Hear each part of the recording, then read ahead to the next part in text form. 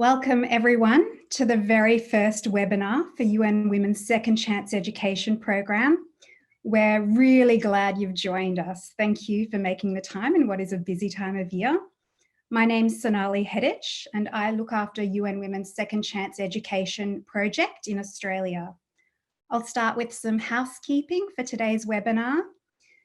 Today's webinar is being recorded, so please keep that in mind in terms of your interactions. That being said, besides the panelists, everyone is muted for the duration of the webinar. We do plan on having a question and answer session, but we'd like to receive questions, please, via the chat function. You can enter your questions at any point during the webinar. Please state who your question is for or if it's generally for the panel. And also give us a little bit of background on you, where you're from, what organisation or what relationship you have with the program. It could be that you're a partner of UN Women in implementing this program. You could be a woman that is benefiting from the program, or it could be of general interest. Let us know a little bit about you too. I'll move on to introducing UN Women's Second Chance Education Program. It's been designed for women who have missed out.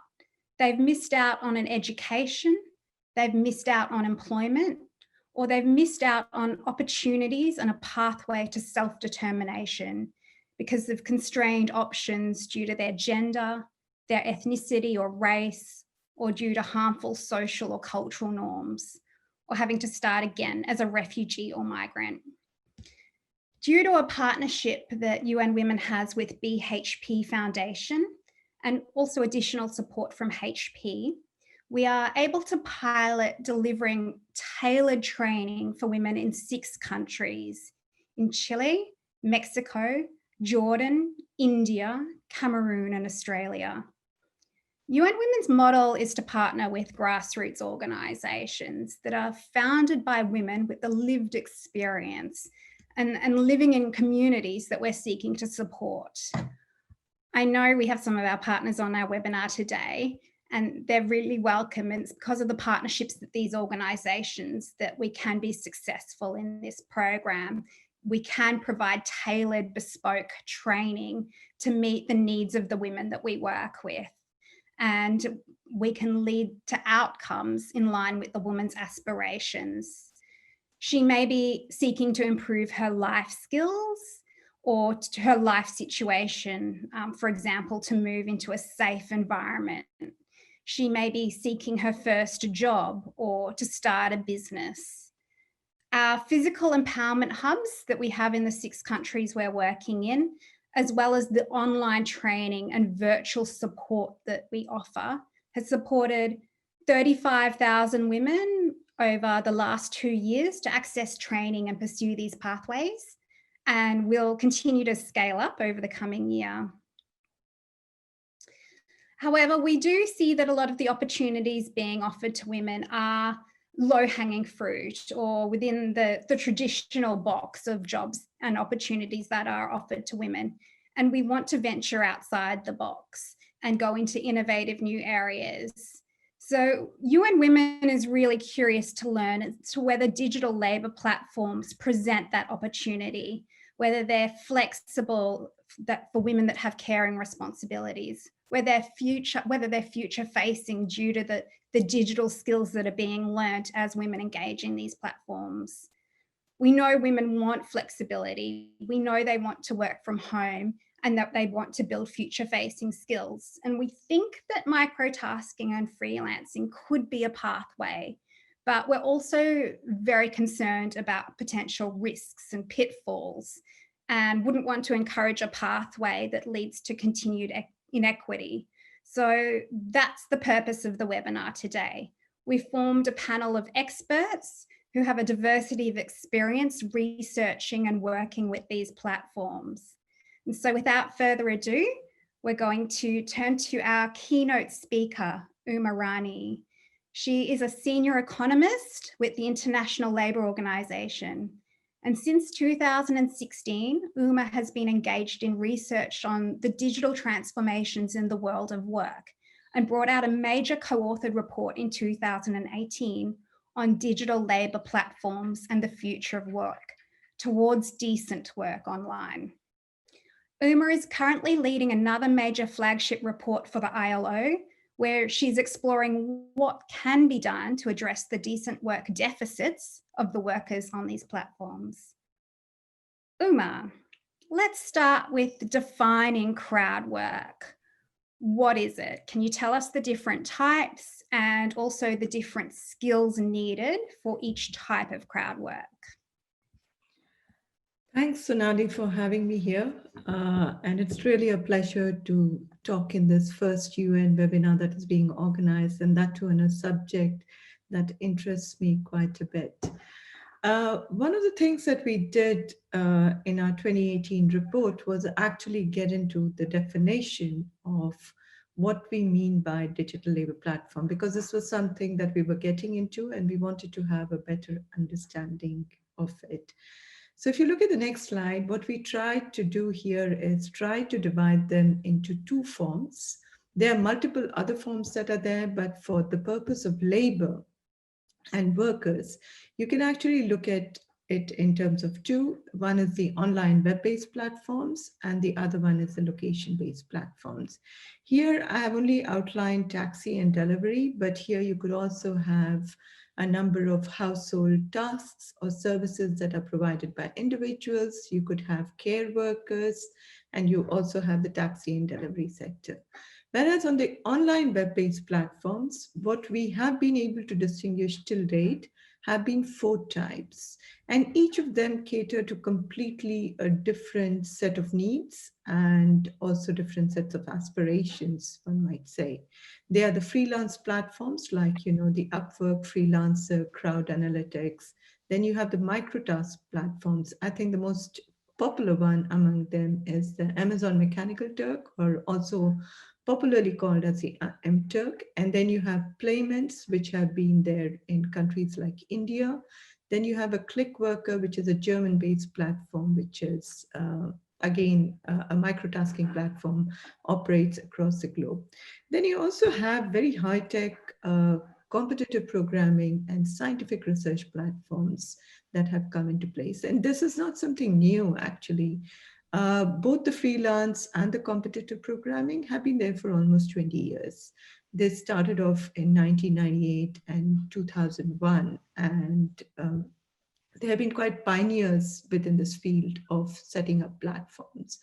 And much of this competitive programming platform is actually used not only by young students and budding young computer programmers who are trying to actually find jobs, but they're also used by universities as part of their academic curricula. So a lot of this platform is used for honing skills, but at the same time, it also provides opportunities for companies to actually try to get innovative results in a very short period of time with less resources and all of it. We don't get into so much today's discussion, but our upcoming report actually talks about these freelance and freelance and competitive programming platforms.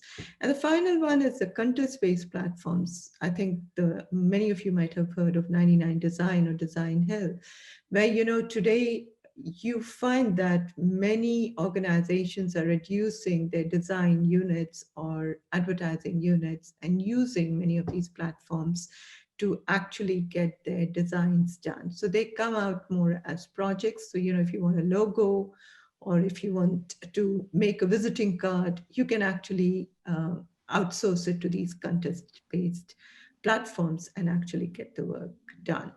So in short, one thing I'd like to say before I get into answering your second question is what these digital labor platforms basically do is they try to match the clients with customers, and they provide the workers with some sort of tools so that they can deliver the service in exchange for monetary remuneration. And I think what is fundamental and very important for us to keep in mind is that the rules of the game, or rules of governance, if you want to call it, are normally set by the platform unilaterally through their terms of service agreements.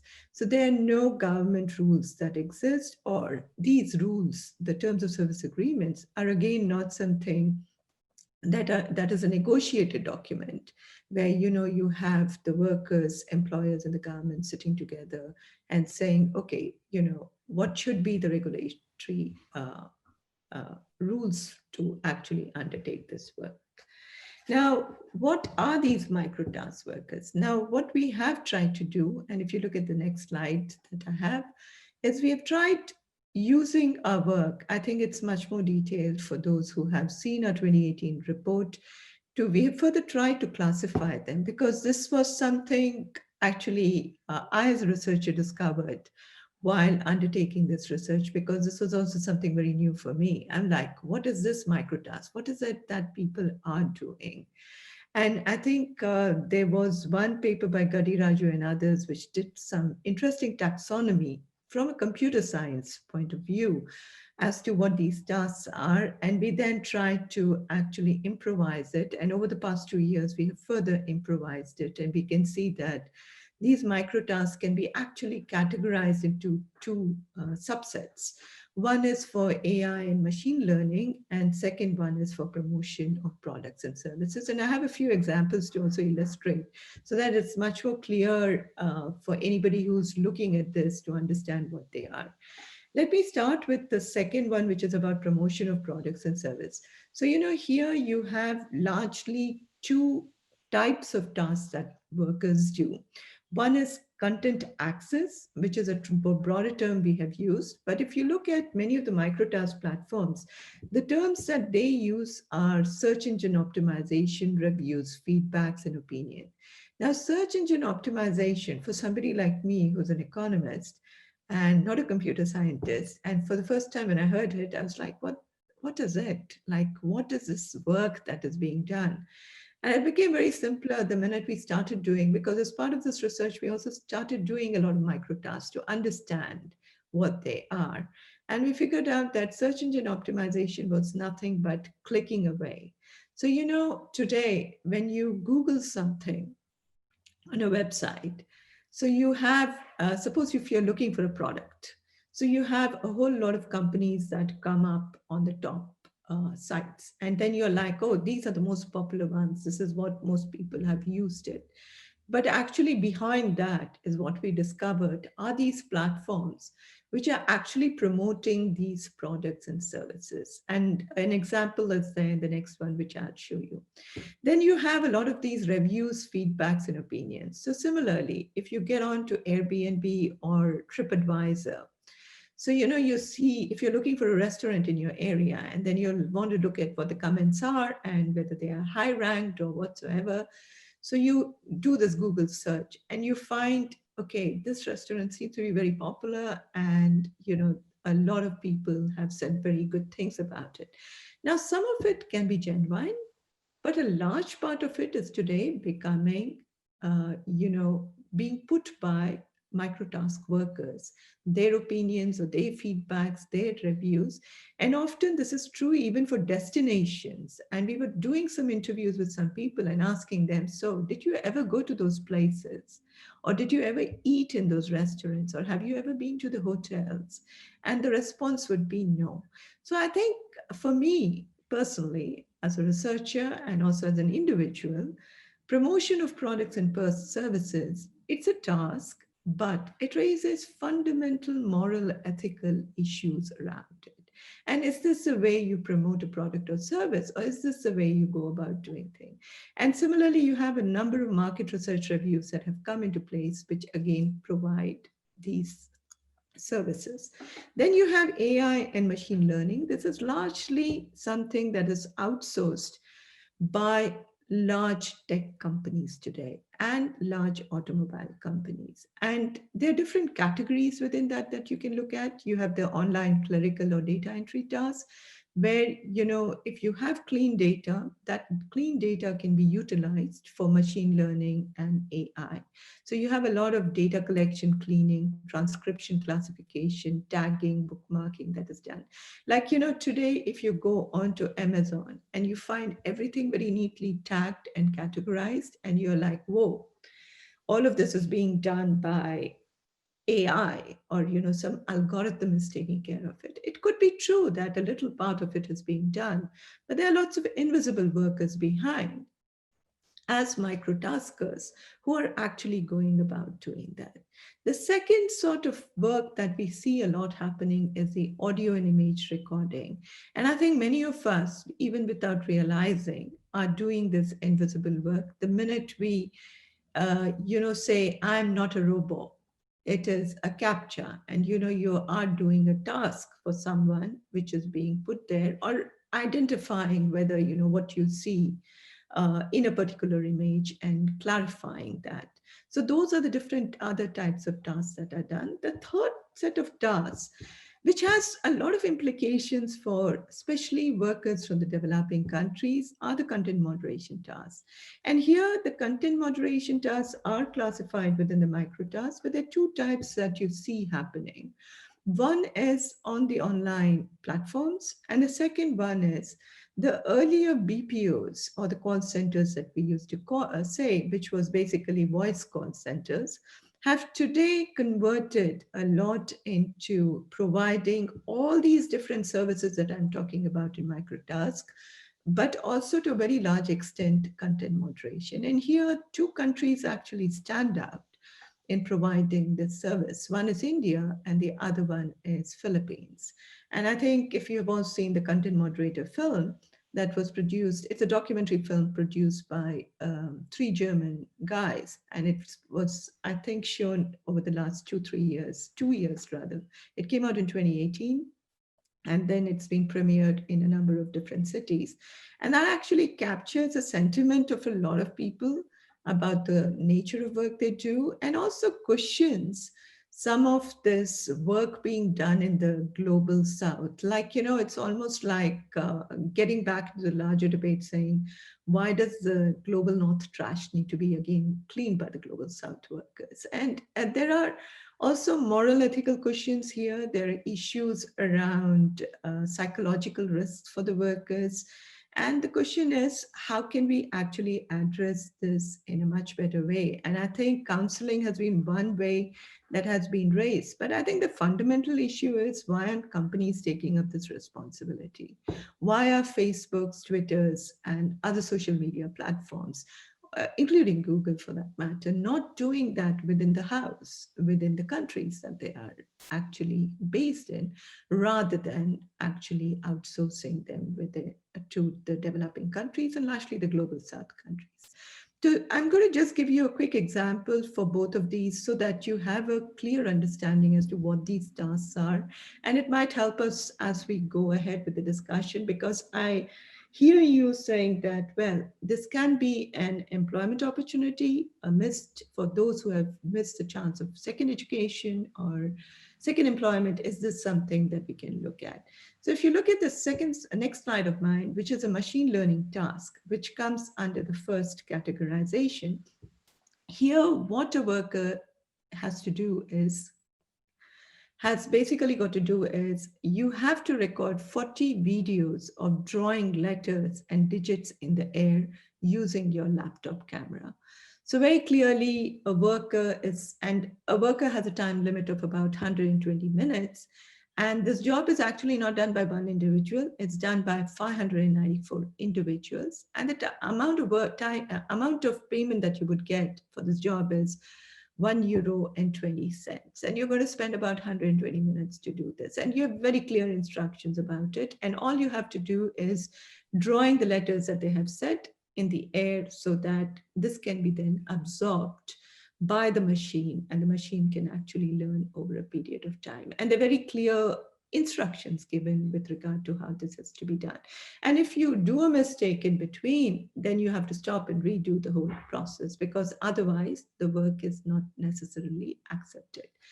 The next one that I do want to show you is an example of a of a search engine optimization task. And if you look at the right-hand side, again, this is a work that has been done by 85 workers, and this was the 82nd worker who was trying to do. And what is expected of a worker here is to actually, they provide you with a website link and an image, and you have to go to the particular website and stay there. And then it says, well, there are 6 categories. You go to one of the 6 categories, and then you stay there on the landing page. So this entire process is basically trying to actually do content access for a worker so that, you have higher access to a particular website, you know that a worker has stayed there, and then it becomes very popular and comes up on the top of the list. So this is the kind of work that you have as part of microtask platform. So apologies for taking a bit too long to explain to you, but I just thought it's important to put it in a perspective and to show you what it looks like. No, you didn't take too long at all. It was really great to get a comprehensive overview of the nature of the work, the types of work, and you've raised right at the start a number of ethical questions about the nature of the work itself. But if we park that issue and we go back to your initial point around the terms of engagement, the service agreement, what sort of rights are in place for microtaskers? What protections do they have? If there is a dispute, how do they raise that? I wonder as well, is there a single source of truth with this sort of work? Is there always one right way to do it, or can there be bias depending on your cultural background? And do some workers miss out on being paid because of subjectivity?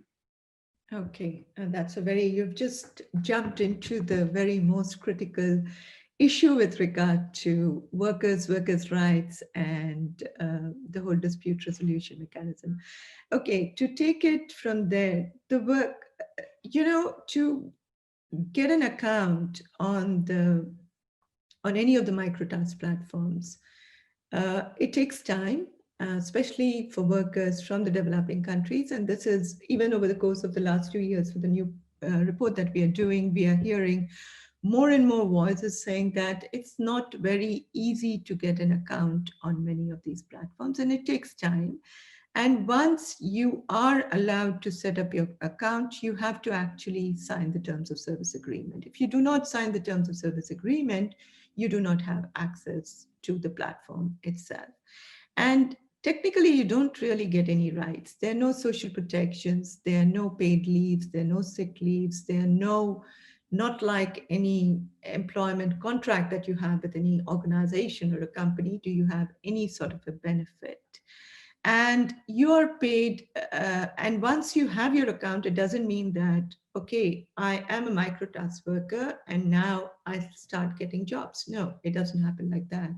You have to do a lot of qualification tests and actually pass those tests to even start getting any jobs. And then you then have ratings based on the amount of work that has been accepted. And that's the way the rating system works. And if you have a very high rating, then you have a lot of jobs actually coming by your way. But if you do not have a very high rating, and if you have a lot of tasks being rejected, then you do not get the jobs. And sometimes, you might wake up in the morning and you realize that your account is no longer there. It's been deactivated and you have not been informed. Now, there is no dispute resolution mechanism that exists if your work is rejected or if you're not paid. And the reason why, actually, Lily Irani, she's a computer scientist, and she's also been very instrumental in the Turk Opticon with 6 Silverman. And she actually, during her course of her research way back in 2015, on the MTurk, had talked to one of the large-scale requesters and said that, why don't you respond to the workers? And why don't you tell them what the problem is? And the requester just went about saying that, well, the amount that we pay to the workers and the time it would take for us to do the mail, is too much. Rather, this entire process has to work as an autopilot and built within the algorithm. So this is not something that can be done. So the way those microtask platforms work, you have something called as a quota system where each task can be done by multiple people, because sometimes it is categorizations where there's only one correct answer. So you have a kind of a majority voting system where if there are 5 workers or 3 workers who are given the task, and the algorithm is programmed in a way that 3 out of the 5 or 2 out of the 3 give the correct answer, then the work is correct. It might be that the one who gave the correct answer is not in the majority, but he or she will never know why the work has been rejected. And there's no way to figure out what they did wrong or what happened and why the work was rejected. And this has been an occurring problem that we have been hearing from a lot of microtask workers. We found that only about less than 10% of the workers say that whatever rejections they face is justifiable. The remaining 90% say that it is not justifiable, and you never know why your work has been rejected. You do not know. It's not like, you are in a company or an enterprise where you do a mistake and you know from your supervisor, well, this is what you did wrong. Next time you better correct it, or, this is what you need to do to improve it. Here, you do not really have those mechanisms that are being put in place. So that becomes very problematic for the workers to see how it can be improved or what needs to be done. And the second issue, coming to the rights, and probably we would discuss it later, is that, uh, you know, it looks as though this work is very flexible. That is, workers can open up the computer and find work, but this is not the case. The amount of work, the number of people who actually do it, and the amount of work that is actually provided through these platforms, there's a huge mismatch. So workers are actually competing against one another to get the job, which also makes it very difficult for them to organize together and actually uh, to form as a group to do something. But what we have seen, which has been very, very useful for the workers, has been a lot of these social media platforms where information is shared, and they also tell one another about, which are the requesters or the clients you should watch out, who are the ones who don't really pay well, or who are the ones who will reject the work, and you might be cheated. So these kinds of things have been quite helpful. And Turk Opticon itself, rather, that was set up for AMT, was very helpful for the workers, which has been, if I understand it right, I need to check it out, has been taken in by Amazon Mechanical Turk now, where workers could actually rate the clients. And this was an open mechanism which also informed workers, okay, is this a client for whom you want to do the work or not? Okay, that's really interesting to hear. So in some ways, I suppose through Facebook, the workers are creating an informal union for themselves. I understand that there has been a more formal union set up for crowd workers in Germany, and that they have recommendations around rights that should be in place. Can you tell us a bit more about that, please, Uma? Yeah, so you do have what we have now, and again, this is thanks to Six Silberman, who was with IG Metall, is the entire crowdsourcing codes of conduct, which has been set up with the Swedish and Austrian unions.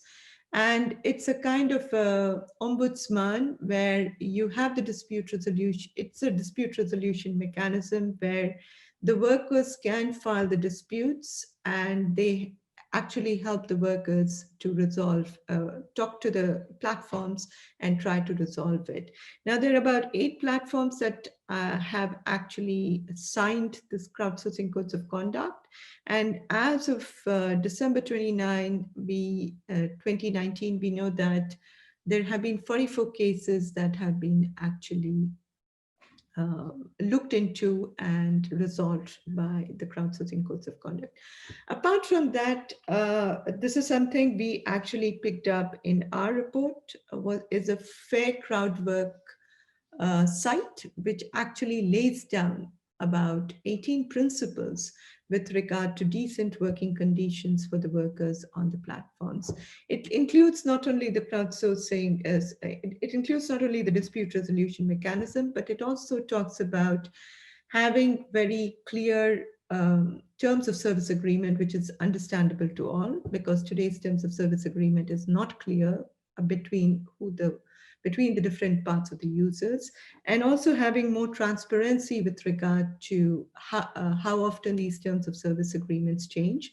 There are issues around the employment relationship, which is the entire employment misclassification. And I think if you look at the way the relations are between the worker and the client or the platform, it is very clearly an employer-employee relationship.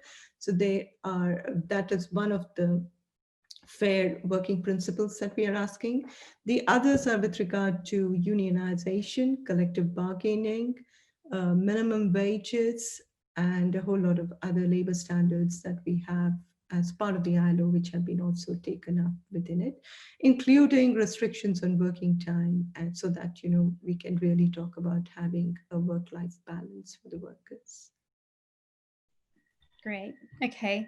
I want to ask now about remuneration. So for a woman that perhaps hasn't had a bank account before, how does she need to set one up? Can she get paid through PayPal? How does she go about getting paid for her work?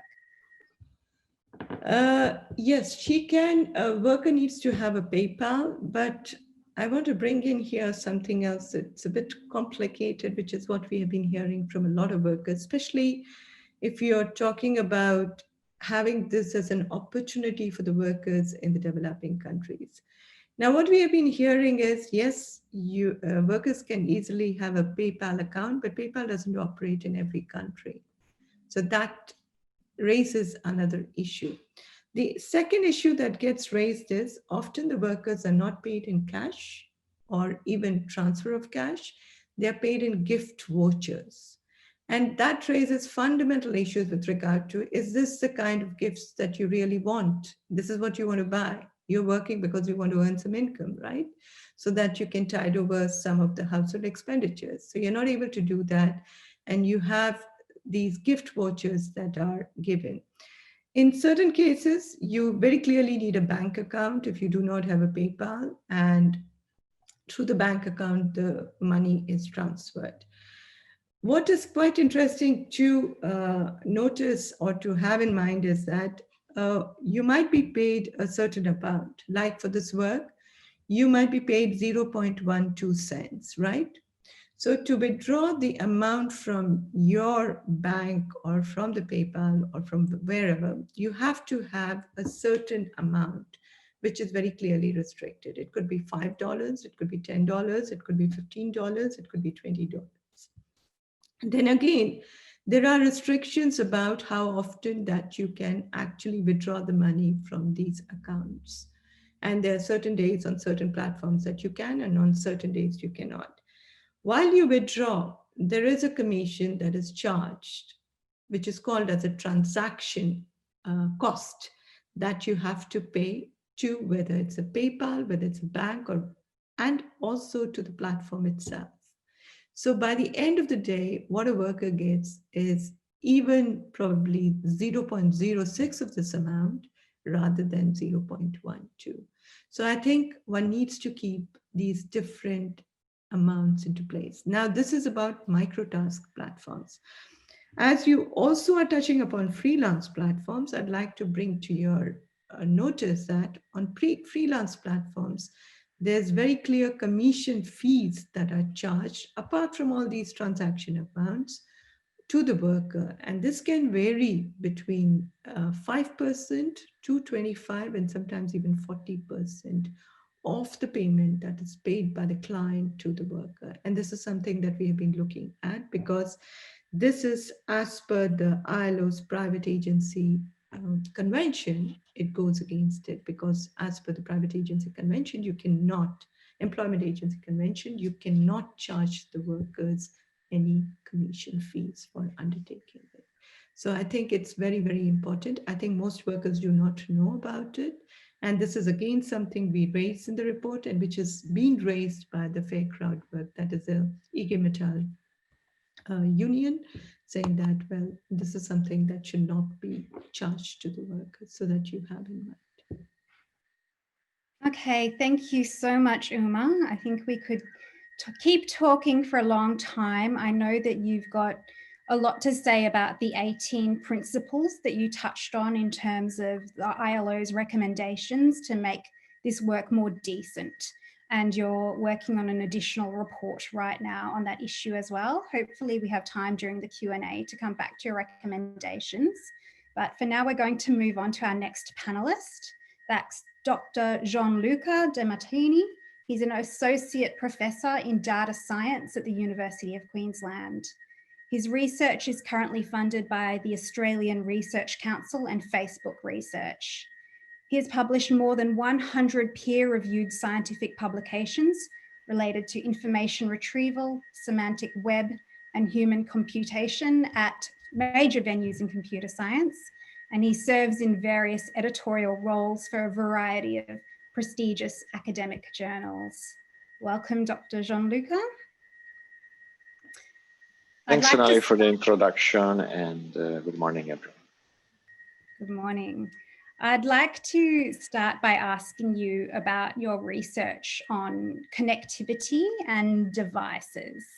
So can a woman do microtasking work on a smartphone, or does she need a laptop?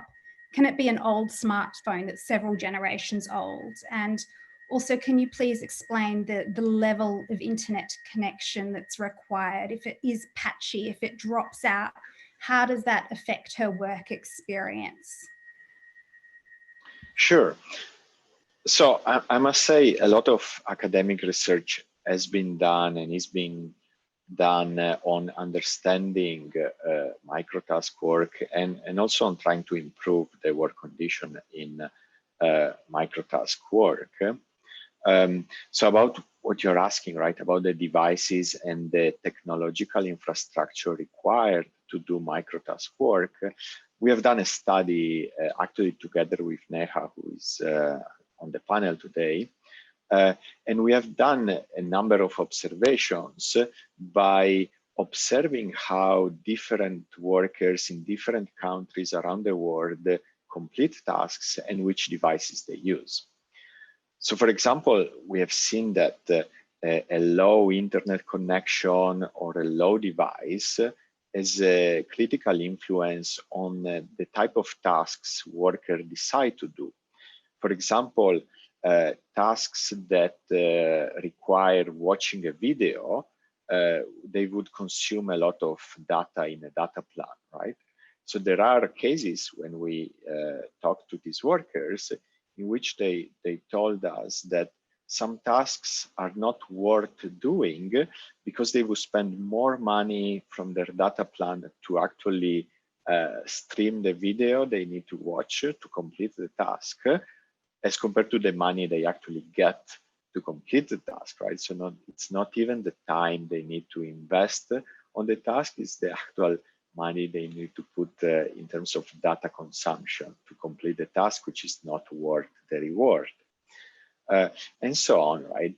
Looking at the different devices, some tasks really require a desktop computer and a big display.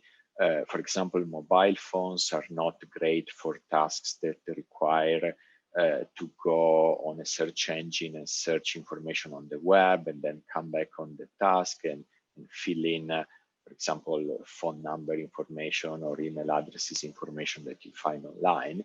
It can be done, but it's very inefficient. It takes a lot of time, and therefore it's not worth the reward, the monetary reward attached to the task. Other issues we identified is that some tasks are generally poorly designed by people who are publishing the tasks, and this makes it difficult for workers to complete, right? It slows them down, and again, because they are paid for the number of tasks they complete, this means less money per hour, and so on.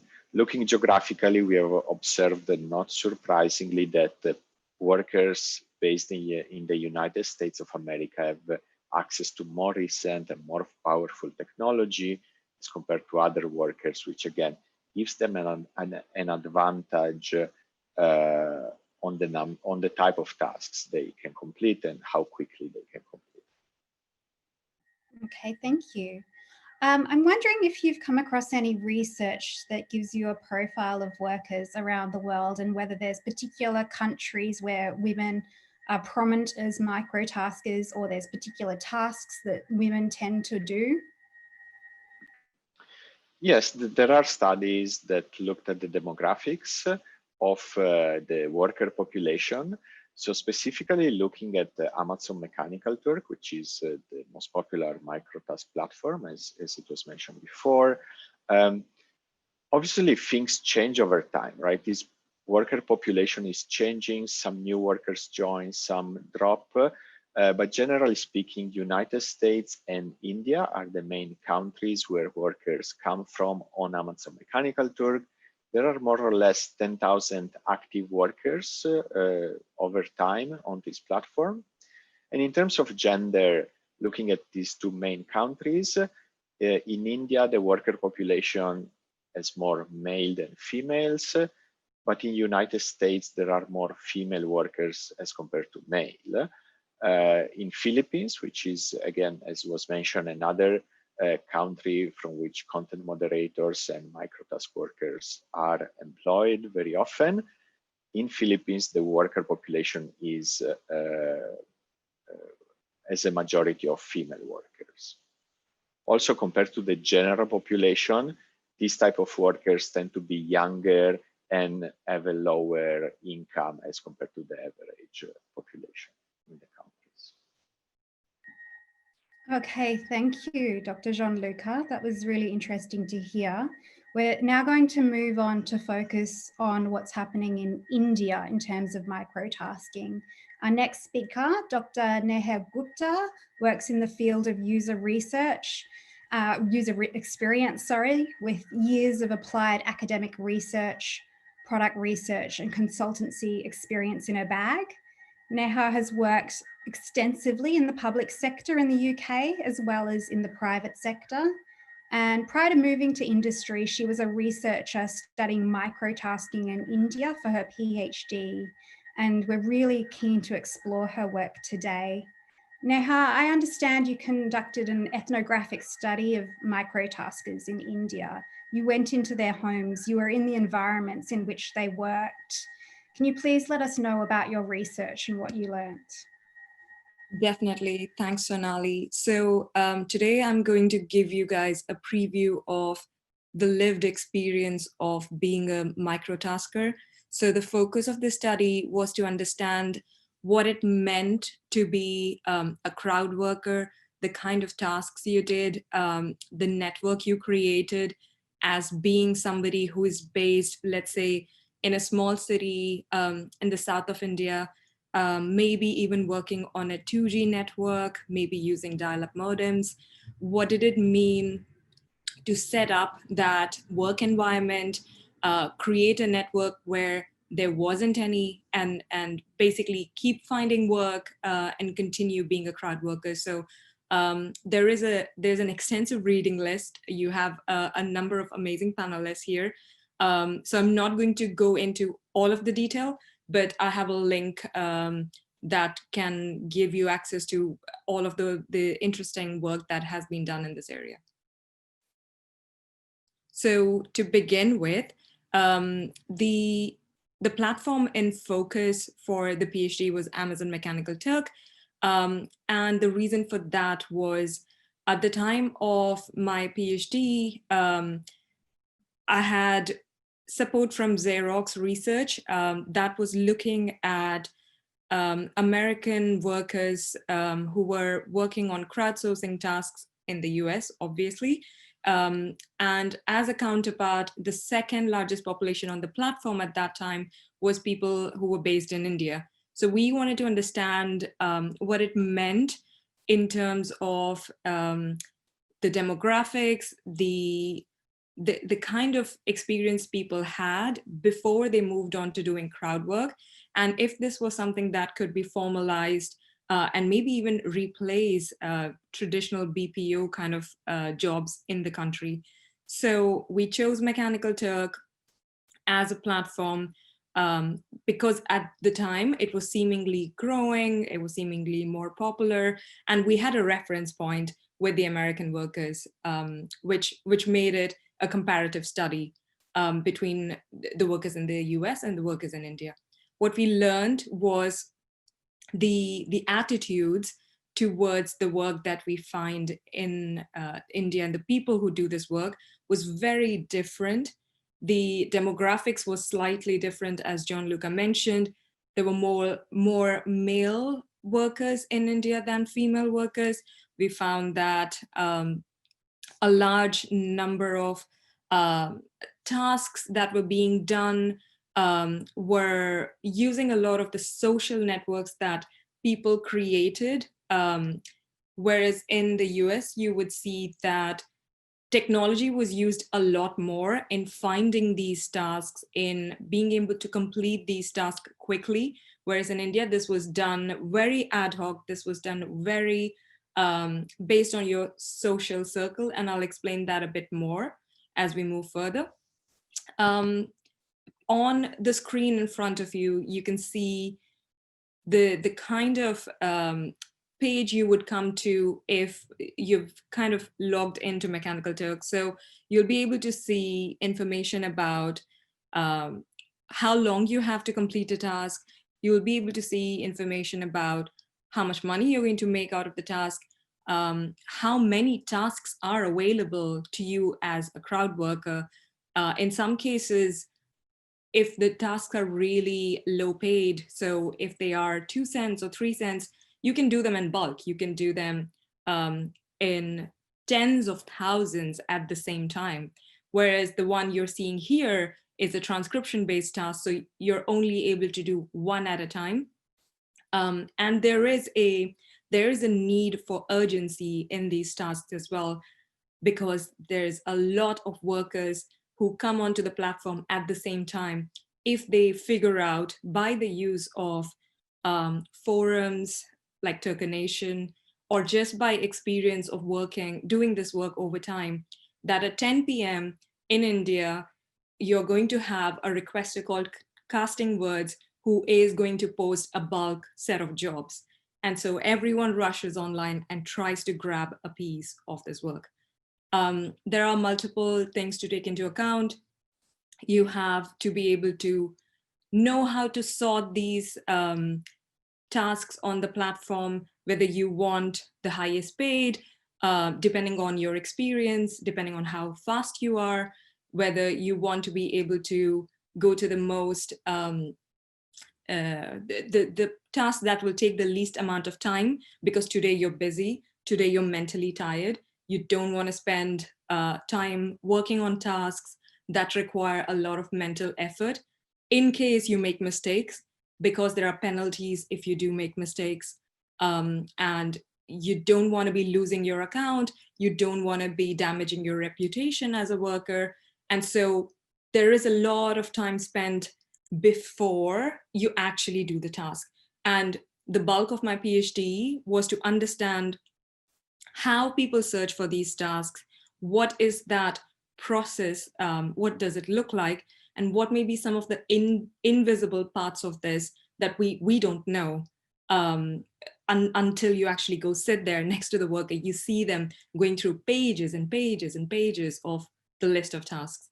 So moving on to the next slide, I just want to touch upon what some of the motivations of people who do this work is before we jump into more detail about the tasks themselves. This is crowd work. So the primary motivation is still money. People want to be able to use the platform to find a way to make either small amounts or large amounts of money. We found people who were professional crowd workers who have been working on various platforms, not just Mechanical Turk, Mechanical Turk being their key platform. They would switch on to other platforms like Crowdflower when work dries up on Mechanical Turk. and they would try and collect tasks and money from there. However, the key motivation of doing crowd work is still, I want to make some money. I want to be able to either support myself, support my family, or just find some cash. And the secondary motivations might be slightly different. This was supported by the low entry barrier. So you didn't have to pay any fees to come onto Mechanical Turk. This was really key. If you had to offer anything in terms of a test that some other platforms do, so if you had to maybe create a CV or create a portfolio, this was seen as something that's too much for you to go onto a platform where you don't even know what you're going to find. You don't know whether it's real. You don't know whether you're going to make money out of it. So that low entry barrier was key for some of the workers that we spoke to. The offer of seemingly flexible work, Uma touched upon this in a lot of detail. But on the outside, being able to say, right, you can work on it at 10 p.m., you can work on it at 9 a.m., it's totally up to you. That is attractive. That was definitely attractive for the people that we spoke to. And we saw how they worked that into their life as well. I'll touch upon some examples shortly. We found that how much people earned was a factor of, as you saw, how many hits are available. If you can actually find one task to do versus if you can find 50,000 tasks to do, that will actually determine how much you're going to earn. People aimed based on their expertise, how fast they were with the computer or how fast they were on their phone, their internet connection, based on how well they understood English and the instructions that were given on the task. They could aim between $2 per hour to $7 per hour. But the reality is that's not up to them. It really depends on how many tasks are coming onto the platform on the day. They could, in fact, make nothing more than $1 a day, or they could actually earn maybe even up to $50 a day. Again, it depends on how much work comes up onto the platform and how much time they're able to spend on it. So we have seen with the workers where they've spent sleepless nights because on a particular day, there were 2 requesters who posted 50,000 tasks, and these were too good to give up, which meant they sacrificed their rest time, they sacrificed their, they've basically moved all of their life around trying to catch a little bit of that workload. The 2 other key points in terms of the motivation I would want to touch upon is the opportunity for learning. With the low income tasks that you see here, the background of some of these workers is they might be first-time schoolgoers. They might be the first person who's ever owned a computer or a smartphone in your household. You might be somebody who is from a very small town where you have eras of electricity cuts every day. And so based on your background and the context that you're coming from, the learning opportunities are seemingly endless. You find interesting work. You are doing surveys. You feel like you're participating and contributing to the society. You're learning about things that you didn't know existed. People have told me the task that Uma was mentioning earlier on about the restaurant reviews, we found crowd workers actually enjoyed doing them because they're then able to get a window into the world. They're seeing, oh my God, there's a restaurant that offers that. We had crowd workers who were doing image recognition tasks, who were doing just form entry work to see, okay, this is the restaurant. I have to type the address, contact number, and other details of this restaurant into this form. And just by doing that, they felt, right, I'm actually seeing that in the US, the postcodes work by numbers. I did not know that. That's interesting for me to learn. So they really saw that as a window into the world. It doesn't mean that the primary motivation went away. It was still money. It was still a way to earn an income, but they're getting something extra. And they really focus on the concept of time pass, which has a moral implication. They want to kill time, but they want to do that by doing something that's productive for somebody, including themselves. So we heard crowd workers talking about surveys and participating in surveys as a way to contribute to society. They felt, oh, I'm participating in research. It is going to help somebody. I'm doing content tagging. I'm doing image tagging, and this is going to improve a system somewhere. So that moral implication of I'm doing good, this is going to help somebody in the society, was a component that kept coming back again and again. And additionally, self-improvement was something these workers mentioned, being better with English, trying to understand how to communicate, write an email, which they've never done before.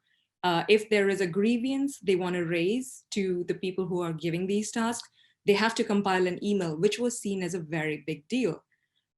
If they have to communicate on a Facebook group where there are other workers, it was seen as a big deal because Facebook is an American platform. You're communicating with people on a social channel. Again, something you really had to think about from a personal skill point of view. So there is a huge opportunity for self-improvement, which people were really proud of. So a set of multiple motivations. Sorry, go on. To interrupt you. We're learning so much from you, but we do have to move on. Sure. But before we do, if we can just very quickly show the slides with the photos you have from your experience. And I remember you telling me about a hack in terms of how certain women and groups will work together as a family to get jobs done, or there's certain ways that they can increase their reward and minimize their risk. Can you just give us a quick 30-second kind of response on that? Definitely. So these are, as you can tell, not the real photos, because I knew the video was going to get circulated. But the profiles and the background of the women I spoke to are spot on. We had in the mix, in terms of the participants, at least women who had some form of a degree. They had some form of a formal education that did happen in English. They could understand instructions. However, these instructions in English weren't, they were very, let's say, task focused. So if you're asked to go left, you would be able to understand that. But if you had a turn of phrase that was, let's say, slightly more contextual, slightly more American, that would be hard to understand. And for the crowd workers, this was really important. And people wanted to have somebody to refer to help understand the tasks, to understand why something they did was wrong. How could they correct and be better the next time they're doing the same task? And for that, they found people in their local networks. That could be somebody, let's say, who is a neighbor. If you are a young woman with a kid, that could be your husband. It could be a colleague at work or university. And they really use their local social networks as a way to form this collegiality and form this support network that they couldn't find on the platform. They didn't have a way to discuss what was good or what wasn't good in terms of the way they were working. And so they needed that support locally.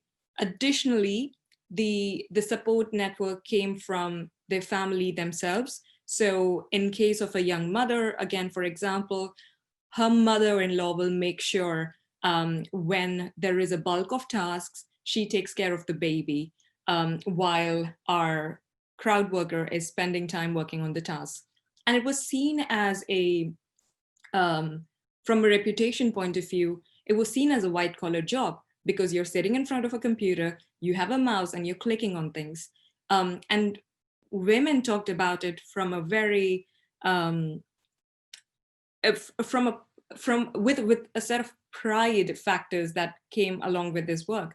They thought it put them at par with American workers, and you'll see that in the paper we wrote about the global labor market, where they're really seeing what the American workers are able to achieve, their backgrounds, the way they communicate, how forward they are. And so they're trying to use their local network to make sure they continue doing this work and continue learning.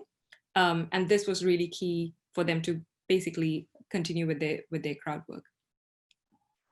Thank you so much for giving us great insight into your research. Learned a huge amount about getting that peek into what it is like in the Turk platform and hearing about the experience of the workers themselves.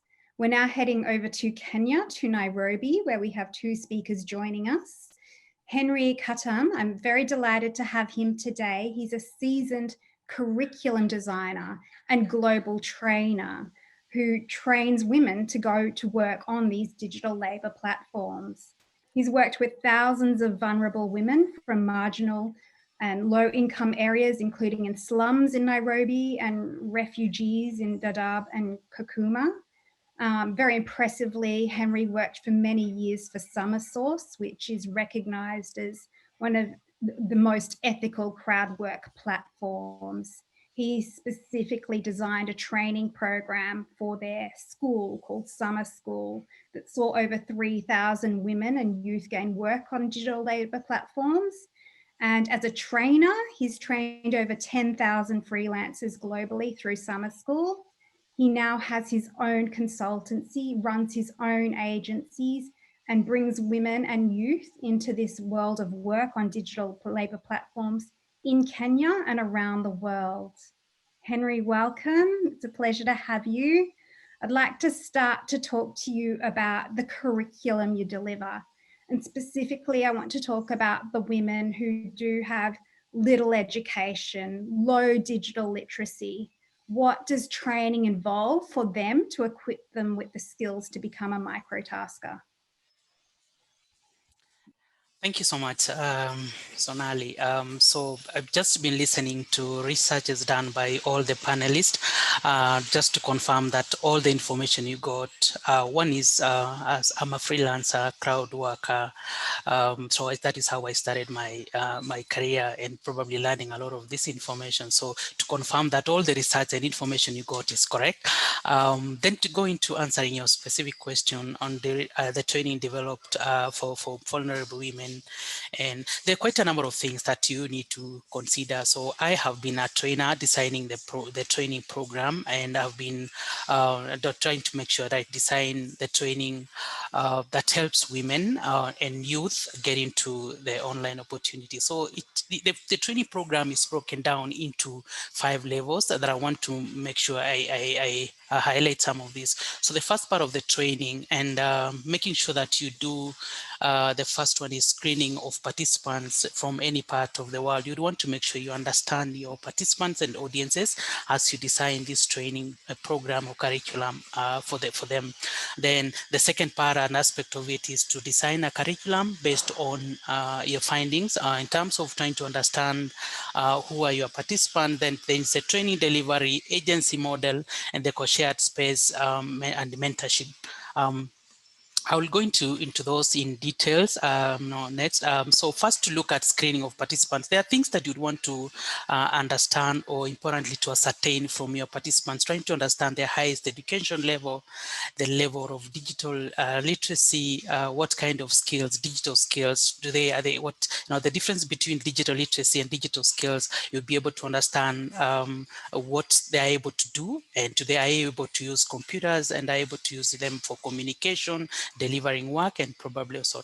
Then you'd also want to understand where they live, and you'd want to know what is their setup, what kind of, they have connection, do they have the security, trying to understand where they live. And lastly, trying to make sure if they have computerized gadget and internet.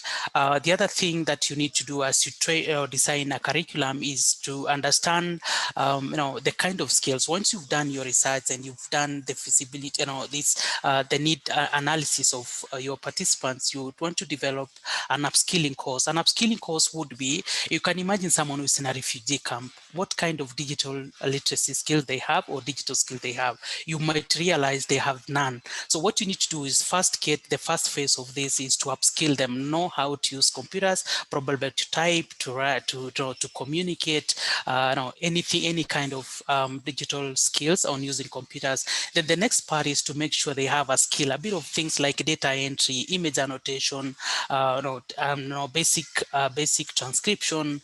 You want to lead generation. So some are basic web research, and those are some of the skills that you then do the upskilling, because you cannot take someone from a refugee camp to a digital work marketplace and expect them to succeed. So first of the things you need to make sure is upskill them with a skill. Then the next part is make sure they are able to then now the next part of deciding the curriculum is the course itself. So you're teaching them to learning how. They already have the skills, so they need to know where to find jobs. So connecting them with available opportunities is all lot of lessons that they need to learn. Like the lessons that they need to learn in freelancing or gig economy is what is online work? Where do they find online work? The categories of online jobs, because they're classified into different categories based on the skills and softwares required. So we'd want to make sure they are able to know which skills they have, they fall under which categories under online jobs. We also want to make sure they understand on how to stay safe online. Two things on that. So for them to know how to avoid scam jobs and know how to beat scam, and there are fake jobs apparently on legitimate online work platforms. So we want to make sure they understand that and how to beat scam. Then the other thing we would want to also make sure they know how to get paid. I've just had panelists talking about payment methods, and they've just given an example of PayPal. PayPal is an example, but you'd want to make sure when you're designing a program for these women, you'd want to make sure you bring a list of all platforms. So I've done a bit of research under different geographies to understand if I'm training someone in Jordan, in India, probably Kenya, or anyone else, I would want to make sure I do research to understand what platforms or payment methods that are available in that specific country, so that when you're teaching them on that, you're letting them know what works.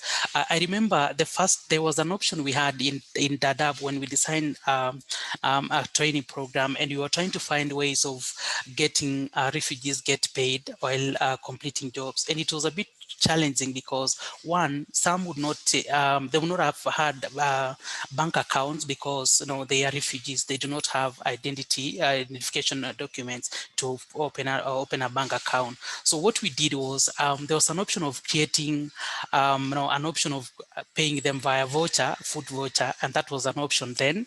But we had a solution to that because we then created an agency which made it easier for the agency to manage payments and then get paid freelancers because the admins who ran the agency were able to get money in Kenya shillings and probably or forever and get paid the freelancers. So we want to make sure that as we teach, you develop a curriculum, they're able to learn what payment methods they're able to use. Then the other part is creating profiles. There is a way you need to be successful in online or platforms is to create your profile. Now there's a way you create it so that it's compelling, it's 100% complete. Realize sometimes you don't have to bid for projects. Sometimes clients are browsing freelancers and they'll be able to stumble upon your profile if they create it in a way that is expected. So in our designing, make sure they create the profiles, and then the next one is to learn how to search for work and analyze a job and the bidding process. What do you need to bid? How do you write a proposal? How do you analyze a job? How do you look at the elements of a job? Look at the client history, look at the required skills, look at the required education, look at the number of hours, look at the contract type, look at the rates on a specific job.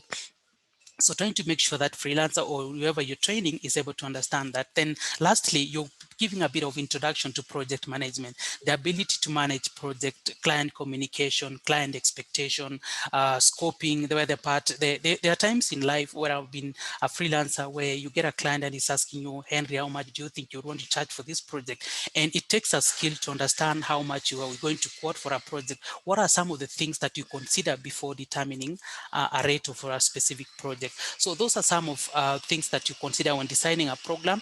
And then we go to the next one, where how we then get to deliver the training, or how I've been delivering the training. So delivering it in several ways. Training, so I've created content in an LMS, so which means they're available online. Students are able to access it remotely, and you are able to train them in person. And then mostly, if you're doing there was a time we were doing a training in Jordan, and what we would do was conduct a TOT on a local community trainers, where then you get to train them remotely. Then they will be able to deliver the training remotely on their own. Then this training is, once you have it on an LMS, it's either delivered in person. We can go train a classroom, or they can are able to learn on the lesson using the phone, their smartphones, or their computer. And then there's the part of also delivery. The training is we do a bit of data tracking in trying to understand our our participants. At the beginning of the training, we have pre-survey, and after the training, we have post-training surveys in trying to understand if the expectation of the training are met or not, were not met.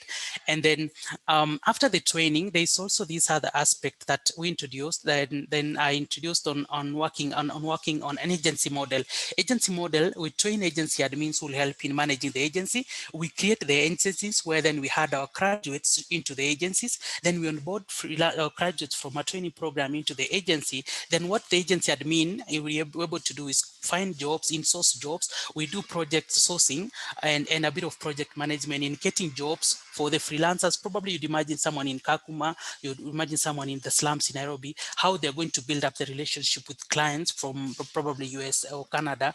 The agency with admins are able to easily connect with those clients, get jobs, and assign jobs to the graduates or the freelancers from the agency. And what it happens is you're able to manage the quality and the delivery times and managing a team delivering work. And then there was this other, the last part of designing the training program is the co-shared space. You realize not everyone has computer, has internet, but you've trained them. They already have the skill, but they do not have computer and internet, or probably they don't even have space at home to work. They could be mothers, they have children and have issues managing their working hours. So there was this, I thought of trying to design a co-shared space where they'll then create a center, install with computers, and then what happens is during the day or during the night, freelancers who don't have these resources will always come to the center, and they could have a membership fee from their income by doing their own project, or they're being assigned project from the agency, and then they can have a space to work from. And then the last part of this is also during or within the co-shared space, there is a mentorship program where you're mentoring and helping graduates communicate with clients, scope for project, deliver projects, and so forth. So this has been how I have designed the training program, even within Summersource, and we've designed them for some clients, during the advisories. And then this is the same model that I've been using in at the moment, trying to design a training program for the women and youth from any part of the world. Thank you so much, Henry. It's really interesting to hear about the agency model and the 5 levels that you take the women through that offers protections in terms of some of the issues that have been raised earlier. I wonder what progression looks like, career progression for women and youth that are microtaskers. So if they do begin with that very low digital literacy, and then they, I guess, get time working with your agency, are they able to progress from the simple data entry tasks through to freelancing gigs, and what sort of time frame does that look like? What sort of income increase does that look like? What's the journey? Great. So when they start with an entry level. Or imagine someone in a refugee camp from a slum. They might not have had advanced education, so they will always begin with an entry level gigs, and they might be paying so low at the beginning, but at this they move to intermediate level, and then probably advance to even getting to be assigned or getting to pick advanced project or tasks, they then get to become, it start from entry level, intermediate, and expert. And all these levels comes to different rates. And it's also, you are able to do the first task and then move to the next one. It comes with different rates. So they probably would start with $1 an hour, $2 an hour. Then they go to intermediate. And when they become an expert, it goes to above $15 an hour. And this is an example. This is something that I've seen practically, even for the guys in refugee camps. So skills develop where they start from entry level and they advance. The other thing is also, every one of us will be able to realize that online jobs have a big advantage in skills development. You realize around, probably you started with data entry as your first project, and as you begin to work with more than one client and doing the same data entry project, you keep developing the skills on learning the better ways and shortcuts of doing the same thing. And what happens with the client you meet next after working for some clients, you get to develop your skills. And the other thing that we then teach them again is to make sure that they not really necessarily rely on a specific skill. We keep developing skill, move from one skill and learn. So you're doing writing, you're doing translation. We then get to move from writing, translation, we go to transcription. You develop all these skills, because you will always have an opportunity. You will always have someone looking for a transcriber. You will always have someone looking for a writer. You will always have someone looking for someone who's going to do translation, probably Somali English translation. You'll always get someone who's going to do that. So the advantage with working online as a freelancer, as a micro worker, as a crowd worker, is that you are able to progressively learn new skills, develop skills, and keep and getting opportunities. The advantage is that you're going to get opportunities for the same.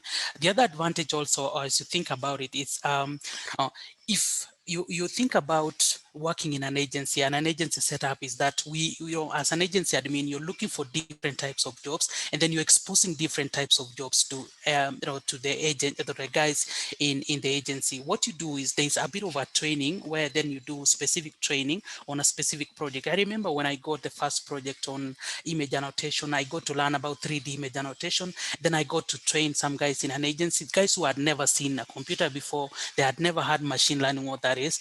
Then we are able to train them. And after some time, they're able to complete the task and deliver the task. And after them, 3-4 months, they're out of the agency. They're able to look for specific tasks under image annotation on their own, and those jobs are available on online work platforms. And then during the presentation, I kept I saw the panelists mentioning some different examples of online work platforms for the freelancing kind of setup. In my research, I've seen over 80 online work platforms that are legit, but they are classified into different categories. Probably those who offer client, where you're able to look for clients, and clients are able to look for freelancers. There are those that only it's one-sided, the client has to initiate, and probably those could be tasked for hire. And then we have the e-commerce, where freelancers are able, even the refugee camp, they're able to sell their products in a refugee camp through an e-commerce platform. That is also another model. And then there's the last model where you have an independent freelancer who doesn't use the platform, where probably they could use their website, their blog, to then get to reach out to clients and deliver work. So this a bit of helps in making sure that the freelancers that we work with, even in any setup, will progressively move from one kind of jobs to the other, and it comes with a different, it comes with traits. The more you become, in terms of skills, experiences, the more you earn. I remember I started with $3, and at the moment, by the time I'm speaking this, I can't take anything less than $25 an hour, and that is because I've been growing and developing skills. So that is the same way. I remember when we had the first cohort of freelancers that we trained in the Kakuma, Dadaab, they've moved from where they began, and they are currently earning a substantial amount of money. Thank you so much, Henry. It's been really interesting to hear about how the workers are motivated, and you were motivated by the variety of tasks that were presented, and that the nature of the work itself can change, the platforms you engage with can change, and you can even pursue entrepreneurial opportunities as well. I'm also delighted that we're joined by Jill Hilda Adihombo today. Hilda is also based in Nairobi in Kenya, and she started working as a micro-tasker in the areas of data collection, data entry, lead generation, and image annotation. And from this, Hilda has progressed to being an administrator at the world's greatest rejuvenation, which is an e-commerce holistic company, where she handles social media management, oversees customer support, fulfills orders, and many other tasks. Hilda is currently taking a variety of online courses as well to diversify her skill set and continue to progress and grow in her career. Welcome, Hilda. It's wonderful to have you. Could you please start, Hilda, by letting us know how you became a microtasker? How did you find out about the work, and what training did you undertake to get started? Thank you so much for inviting me to speak with all of you. I'm honored. So how I got into microtasking is quite a story. So initially after high school, my parents were not able to put me through college. So I started doing odd jobs, and from there, talking with friends, telling them like, well, just to get to know what's trending out there. Someone did mention something about freelancing. And then I did also start asking around about which companies are training, and that's how I got into Somersos, where I met Henry, who was my trainer. So I was trained in, I started off in training in data entry and lead generation. So basically, there was also the basic training also into freelancing, the kind of platforms that are out there, just learn everything about freelancing before actually getting into the platforms. So I started with a few projects under Henry, whereby he was training me, and especially he did major on lead generation and image annotation. So that's how I ended up opening a platform on Upwork, building my profile from there, and that's how I ended up working as an administrator for a really, really good company. Yeah, wonderful. What sort of work did you enjoy when you were doing microtasking, and what sort of work did you not enjoy, or what would you not recommend to other women that were considering microtasking? My favorite project was image annotation. It's critical, that involves a lot of critical thinking. It was challenging, like every day you're learning something new. So that one of the projects that I really enjoyed doing was image annotation. Data entry, on the other hand, I don't want to say it got boring, but it got to a point where I got so used to it, like there was nothing new. It was just more of data mining. So yeah, I'd say image annotation was the most interesting job that I've ever done as a freelancer. Yeah, great. And for other women watching this or watching the recording later, and they're considering microtasking as a source of work and income, what would you say to them? Would you say that it's worth it, that it leads to a decent income, or would you say, look, there's a lot of risks, maybe consider something else? I would absolutely recommend microtasking as a source of work and income. From my experience, I really enjoyed it. I do not feel limited at all because, I'm in school, and at the same time, I'm also pursuing a bachelor at the moment. And I've also done a few certificate courses. So I'm not limited in any way.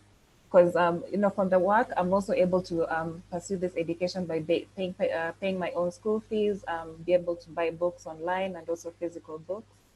So I would actually really recommend, because most of my dreams have been achieved just from working as a microtasker. Just to be sure, I would advise the women though to be sure to gain more understanding on how to succeed as a microtasker. You should have great deal of commitment, excellent negotiating skills, excellent time management skills, and the ability to manage a small and personal business, because this is a business. You're building yourself as a brand to be able to make yourself more marketable to future clients and also to be hired for future projects. Also, to keep up with trends, because freelancing is changing every single day. Like the new new platforms are coming in, new softwares are being created every single day. So always make sure that you keep up with trends, learn what is new in the market of freelancing and microtasking, so that you make yourself more marketable to future clients.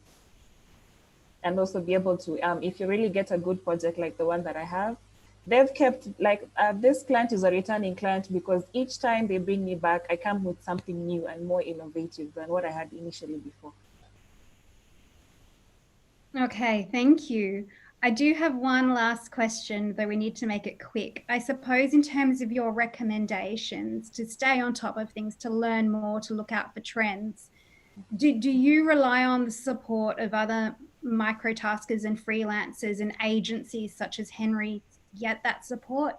Or do you think it can be done as an individual? So for someone who doesn't have that agency support, such as what Henry offers, that doesn't have training, do you think they can still stay on top of things, or do you need that environment of support that you've got?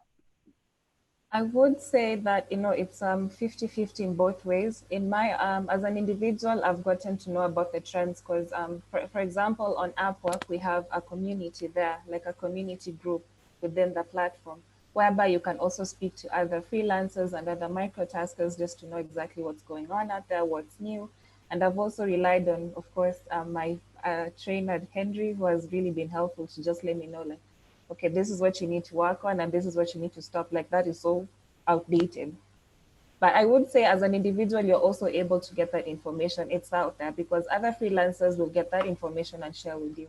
And the good thing is the platforms that we have these days, they've realized that having that sense of community really helps to, diversify freelancing as a career. Thank you so much, Hilda. Really appreciate your insights and your advice, and it's great to hear the positive experience you've had and that you're progressing in your education and doing a bachelor's. That's really wonderful. We'll move now to our final panelist, which is Daisy Martin. She's the founder of the Australian Digital Job Accelerator, which equips young people with the skills to get digital work. She's also the founder of the Australian South Asian Centre, which is a membership community for ambitious South Asian women. Daisy leads Deakin University's entrepreneurship program, Spark Deakin, and also has board experience as well. There's many strings to Daisy's bow, but today we're going to focus on the Australian Digital Job Accelerator. Daisy, welcome. I'd love to hear about what fostered the creation of your accelerator. Sure. So it's actually really interesting. So I'm doing it here from Melbourne at the moment. I spent some time in India, in Punjab. My background is Punjabi, North Indian, and I grew up speaking Punjabi. Even though I was in Australia, it was my first language, and I learned English when I first went to school, and I had to learn how to speak there because at home. And to this day, like my father mainly only speaks Punjabi at home, so I grew up with a strong sense of that culture. And I visited back, and earlier this year, I sort of went back to start an organization initiative called Bold Punjab. And I went there, and the aim was, how can I use any relative privilege I have being here in Australia, and also my in-depth understanding of Punjabi and North Indian culture, having grown up in that. Our home was Little India, even though we're in Melbourne, and I speak the language almost fluently as well. And I've been going back every year, more than my parents since they've migrated here. I go back more than them. And I spend quite a bit of time there. And I went there and I got quite, I was frustrated with like the lack of young people in leadership, but also particularly women. When it came to startup events or when it came to entrepreneurial panels, I just saw all men over 60 usually. And I just thought, surely in India, a country where there's 600 million young people, there's got to be representation, there's got to be young leaders. And I started thinking more specifically about how we empower women.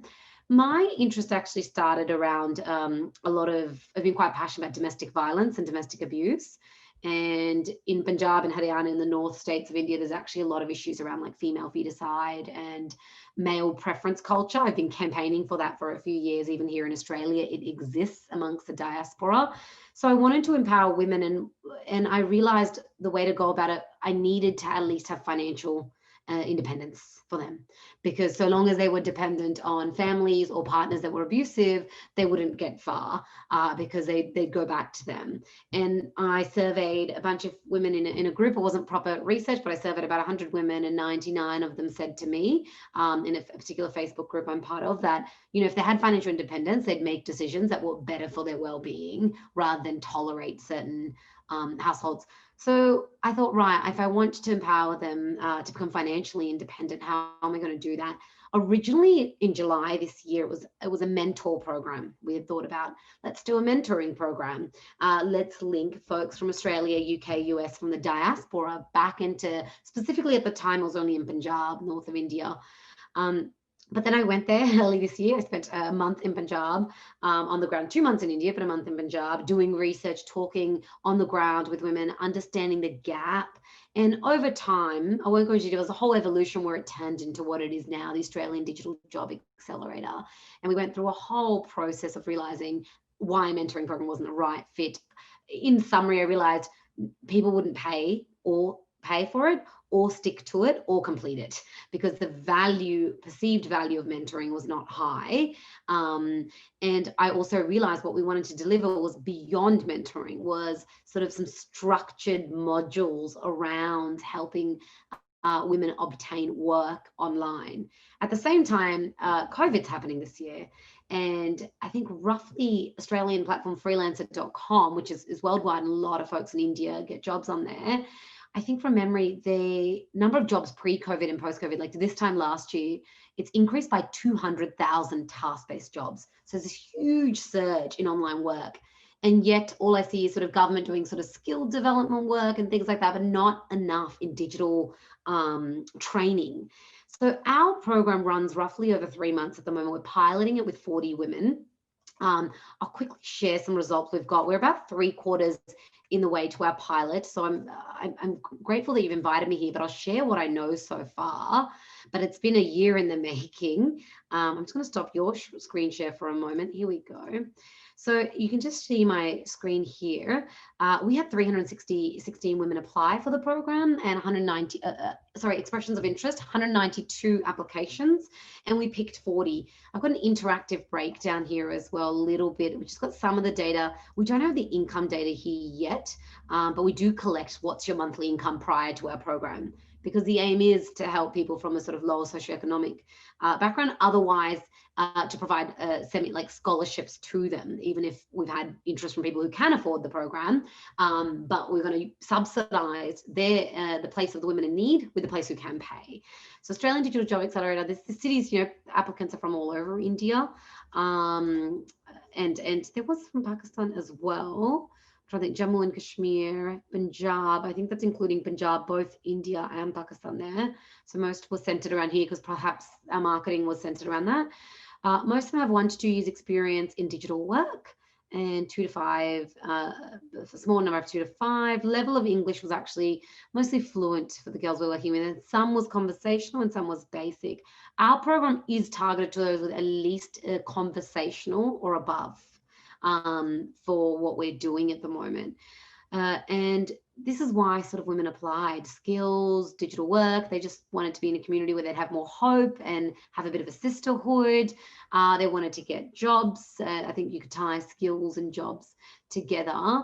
And the background there is, it's very interesting. It's very varied. Education, training, writing, translation, marketing, sales, data entry. It's quite a mix. There. So that's some of the data that we've got. Now, I've quickly pulled some of our stats. Again, we're only 3/4 way. We're not finished the program.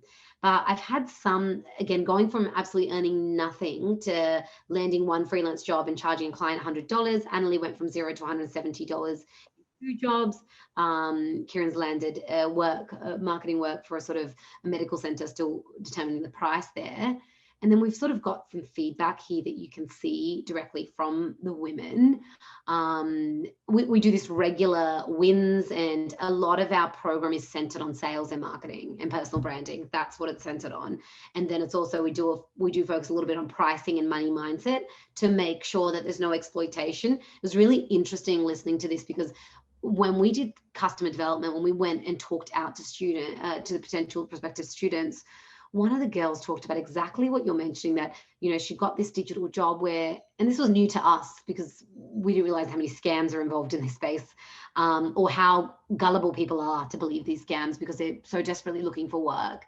So she said someone offered her sort of digital marketing work, but what she had to do is she had to invite hundreds of her friends to like a post, and she'd get paid a certain amount, and then they just never paid her either. So I don't know what platform that was. When she was telling me that, I said, well, what made you do it? What made you believe them? And what made you think, they looked legitimate? She's only, I think that one was only 17 years old or 18. She's quite ambitious, getting onto digital work straight away, wanting not to burden her parents with her education expenses, actually.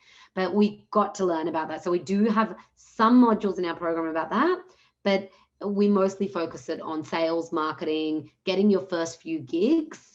And that's kind of our focus. I'm conscious of time, but I guess interesting. I got some, let me have a look.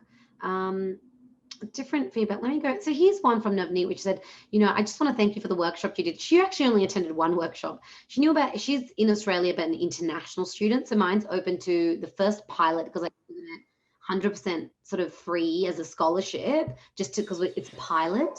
So we opened it to international students in Australia, but also students in India and Pakistan. So you can see that feedback there where her focus is, she never thought about going to look for tasks because it's so competitive and it feels hopeless. But after your workshop, I stuck to it. Anyway, I got my first job 3 days ago, my first payment and review 20 minutes ago.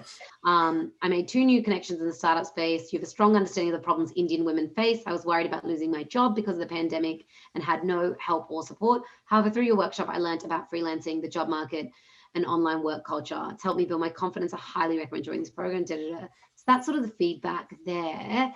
I'm conscious of time. I know I only had 5 minutes. I've gone over, but I think it's a huge opportunity. I think there are pitfalls, but we don't even use the sort of the Amazon platform you're talking about. I only thought Upwork, freelancer, because for us, our focus is freelancing. And, I got to say, contrary to what people think, international students in Australia still struggle a lot. Many of them have taken significant debt to come and study here. And come COVID, their family, whatever funding they had coming through, and some of them have borrowed money from like loan sharks, which that's not meant to be what they do, but it is. Or their parents have sold the only land they've owned to send one child abroad, hoping that child makes enough money to come, And the reality is, I think 36% of them will ever get PR here. So the rest of them do go back. So the reality is, even international students here, it's been named a humanitarian crisis, an economic crisis in the making by the conversation. So we do have to acknowledge that it's not a rosy picture of like international students being privileged because they did sign up to a $100,000 degree. It's that their parents went into a lot of debt for it, many of the students. So we do consider them women that are in need of our support to help them build their skills to get digital work. So that's kind of what we've learned so far. And we're about I think a couple months in. We've got, I think, a month left to go. So it's going to be really interesting. But so far, the feedback has just been astounding in terms of confidence, jobs, and that sisterhood. And I modeled the program off a couple of ones I had done. One was Seth Godin's Alt MBA, which is pitched at a very high level. It's quite an expensive program, but the mechanisms of having 99%, I think, completion rate and accountability, we mimicked that. And the other one was, I did a resilience course with Gormal Minhas out of Canada, and that was for myself. But again, the sisterhood and the community and the safe space created to talk both about work and what's going on at home was really important, because it's not separate. If you're being abused at home, you're trying to earn money to get out, we can't ignore that. So I wanted it to be very holistic, and that's why I kept it women only as well, and to have those conversations in a circle where it's safe as well. So I'll leave it at that. Thank you for inviting me, especially when I'm so early on. And I'm looking forward to remaining involved, and always welcome to take questions, or for anyone to reach out to me on LinkedIn. Happy to share. Thank you so much, Daisy. Learned a huge amount from you as well. I think that the note you ended on is a good one to emphasize, where the women that we work with for UN Women, they are seeking a safe space in which to learn, in which to build their confidence and to build their life skills before they do enter the world of work. So it's good to hear that that's a part of what you do as well. We've got a really big, comprehensive overview in a short amount of time of all of the opportunities and all of the risks. I can't say if I'm clear on whether this is a good pathway for UN Women. It's obviously a very complex topic. I'm very grateful to all of the panelists for joining us. I'm sorry we don't have time for questions because we have gone over. There is one outstanding question that the panelists didn't get to in the chat, but I'll follow up and send an answer to the person who asked about that. Thank you very much. Have a great day, a great evening, wherever you are. Thank you.